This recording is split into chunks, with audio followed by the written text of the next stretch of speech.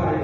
যেতিয়া ভাৰতৰ নিৰ্বাচনী ব্যৱস্থাটো ধন আৰু বলমুক্ত হৈ উঠিব তেতিয়াহে আচলতে ভাৰতৰ গণতন্ত্ৰ অধিক শক্তিশালী হৈ উঠিব। নমস্কাৰ মাননীয় অধ্যক্ষ মহোদয়া আৰু মহামান্য সদন। মানে অধ্যক্ষ মহোদয়া, ভোটাৰ তালিকাৰ বিশেষ সংশোধন অৰ্থাৎ SIR কেনেদৰে ভাৰতৰ নিৰ্বাচন ব্যৱস্থাটো অধিক স্বচ্ছ কৰি তুলিব পাৰিব সেই বিষয়ে জনাৰ পূৰ্বে ভাৰতৰ SIR দৰাচলতে কোনবোৰ বিষয়বোৰ সামৰি লৈছে, SIR দৰাচলতে মূল লক্ষ্য আৰু উদ্দেশ্যটো কি, SIR দৰাচলতে বৰ্তমান সময়ত কিবা প্ৰাসংগিকতা আছে নে নাই সেই বিষয়ে সন্মানীয় চৰকাৰী পক্ষৰ দল প্ৰতিগৰাকী এবাৰ স্পষ্ট কৰি দিয়াৰ প্ৰয়োজন আছিলে। মানে অধ্যক্ষ মহোদয়া, য'ত নেকি SIR মূল লক্ষ্য আৰু উদ্দেশ্য হৈছে ভাৰতৰ প্ৰত্যেকজন যোগ্য নাগৰিকৰ ভোটাধিকাৰ নিশ্চিত কৰা, তেনে প্ৰেক্ষাপটত আমি প্ৰত্যক্ষভাৱে অনুসৰণ কৰে ভাৰতীয় সংবিধানৰ অনুচ্ছেদ নং 14, য'ত চৰকাৰী ঠিকনাৰ অভাৱত ভাৰতৰ সৰ্ববৃহৎ অঞ্চলত বসবাস কৰা লোকসকলৰ নাম ভোটাৰ তালিকাৰ পৰা কৰ্তন হয়। ই প্ৰত্যক্ষভাৱে অনুসৰণ কৰে ভাৰতৰ যুক্তৰাষ্ট্ৰীয় ধাৰণাটো, যিয়ে ভাৰতৰ কেন্দ্ৰীয়